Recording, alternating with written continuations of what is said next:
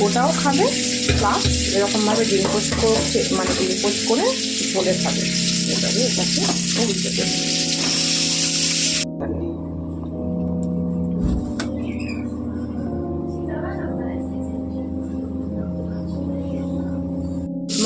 Welcome back to my channel because तो এখানে আলু ভাজা আজকে হবে। আজকে হচ্ছে জামাই ষষ্ঠীর পরের দিন সানডে, ডিমের ঝোল করবো।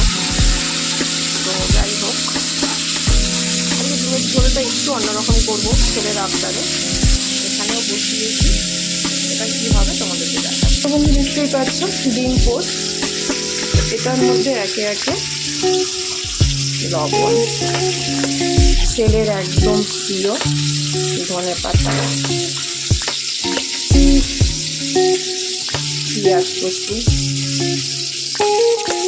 সামান্য একটু গোলমরিচ গুঁড়ো,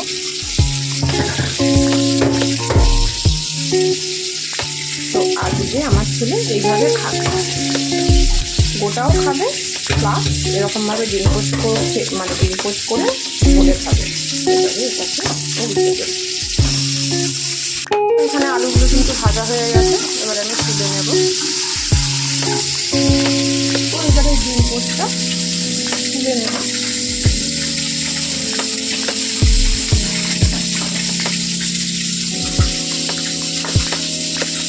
তো দেখতেই পাচ্ছি ঠিক এরকম হয়েছে, এরকমভাবে ডিম পোস্টগুলো ভেজে নেব। তো বন্ধু দেখো, আলু, গোটা ডিম, পোস্ট ডিম সব কিন্তু ভাজা হয়ে গেছে। এবার বসাবো, কড়াতে তেল দিয়ে দিয়েছি, যে বেরিয়ে না যাও, ওলট পালট করে ভালো করে ভাজবো।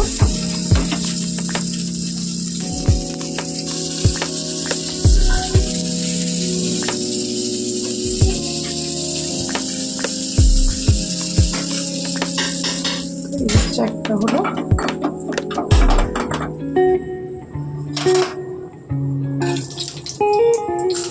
তো বন্ধু হচ্ছে দেখো। আর এদিকে আমি কুচানো পেঁয়াজটা আজকে একদম পাতলা করে ডিমের ঝোল করব। পেঁয়াজ দিয়েছি আর টমেটো দিয়ে একটু বেশি করে করব।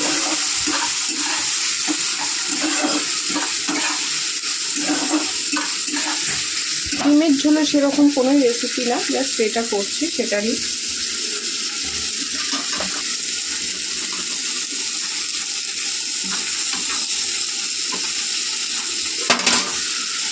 তো বন্ধু গরমে দাঁড়াতে পারছি না, তার মধ্যে প্রচণ্ড খিদে পেয়েছে, তাই যতটা তাড়াতাড়ি পারছি ততটা তাড়াতাড়ি রান্না করে দিয়ে দিচ্ছি। কোনো রেসিপি না, শুধু কেমন লাগে এরকমভাবে ডিম পোস্ট, সেটাই তোমাদের সাথে শেয়ার করছি। তো দেখো ডিম পোস্টগুলো, তো আজকে হচ্ছে এরকম একটা নতুন রেসিপি তোমাদের সাথে করলাম। দেখো কড়া চলে যাচ্ছে কোথায় ভগবান, দাঁড়াতে পারছি না বন্ধুরা, একদম দাঁড়াতে পারছি না। একে একে সব মশলা দিয়ে দিই, পাতলা ঝোল হবে। আদা বাটা, ওটা লঙ্কা বাটা দিলাম, এই যে আদা বাটা, দাঁড়ানো সম্ভবই হচ্ছে না, মানে অসম্ভব ব্যাপার হয়ে যাচ্ছে দাঁড়ানোটা।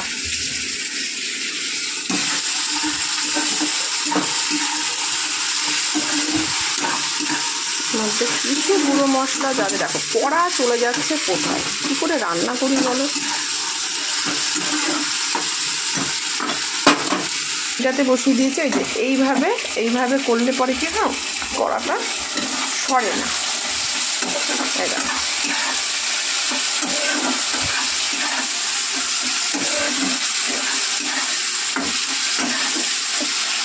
এখানে পেঁয়াজ আর টমেটোটা একটু বেশি পড়েছে, একটু ভালোভাবে সেদ্ধ হওয়ার জন্য লবণ দিয়ে দিই। খুব জোরে খিদে পেয়েছে, কালকে উপোস ছিলাম।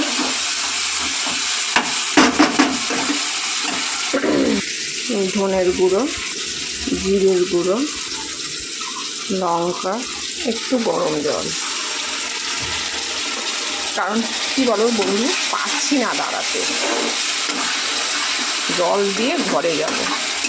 আমাকে দেখলে তোমরা বলবে, আমার অবস্থাটা একবার দেখবে। চলো তোমাদের একটু দেখো, দেখো দেখো, হাত দিয়ে টস টস করে জল পড়ছে, ঘাম, এই দেখো।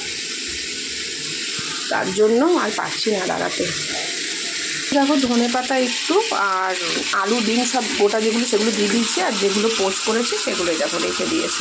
এগুলো এখন দেবো না, এগুলো নামানোর একটু আগে দেবো। তো চলো নেড়ে দিই ভালো করে। ওরে বাবা রে বাবা, একটু জল দিয়ে কষার জন্য, আলুর যাতে সেদ্ধ হয় তার জন্য ঢাকা দিয়ে দিলাম। তো চলো এবার খেয়ে নিই, প্রচণ্ড খিদেও পেয়েছে এবং গরমও। রান্না করতে করতে হাল দেখো, দেখতে পাচ্ছ? এ দেখো টস টস করে, দেখো পরিস্থিতি খুব খারাপ বন্ধু, রান্নাঘরে থাকতেই পারছি না। তো চলো এবার ঘরে যাই। ঘরেতেও মনে হচ্ছে পাখার হাওয়াটা লাগছে না, শুধু আমার ঘরটা একটু ঠান্ডা থাকে। কেন এনি টাইম দরজা বন্ধ থাকে, এসি চালাই, সেইটাতে একটুখানি ঠান্ডা থাকে। এনি খিদে পেয়েছে বন্ধু। এই দেখো ডিমের ঝোল একদম রেডি, এগুলো আলাদা রাখছি। একদম মালপোয়ার মতন দেখতে, মনে হচ্ছে রসে চোবানো।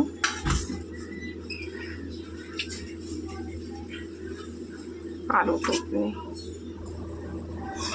একদম রসে চোবানো মনে হচ্ছে, দেখেছো? পেট ভরে গেছে, দেখেই পেট ভরে গেছে। ওই ঘরের মধ্যে আমি নীল নীল কি।